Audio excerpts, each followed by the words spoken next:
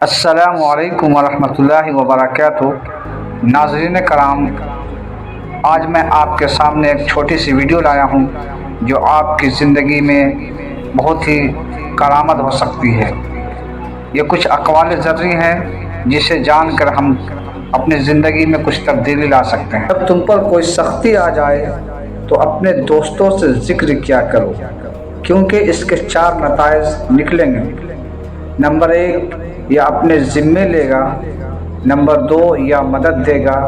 Number 3، یا مشورے سے رہنمائی کرے گا۔ نمبر 4، یا پھر دعا کرے گا۔ فرشتوں کی مدد کے لیے جنگ بدر میں جانا پڑتا ہے۔ آگ ٹھنڈے کرنے کے لیے آگ میں جانا تو پڑتا ہے۔ زمزم کے لیے ایڑیاں تو رگڑنی پڑتی ہیں۔ اللہ کی مدد اس وقت ہی حاصل ہوگی جب پہلے خود محنت کرو گے۔ 10 قدم اس وقت ہی آپ کی طرف بڑھیں گے جب پہلا قدم آپ خود بڑھائیں گے۔ میں نے اپنی زندگی میں چند باتیں سیکھی۔ ماں باپ کے علاوہ کوئی وفادار نہیں۔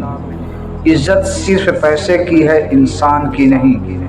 غریب کا کوئی دوست نہیں بنتا۔ انسان جس شخص کے لیے دل سے مخلص ہو وہ اس کو دکھ دیتا ہے۔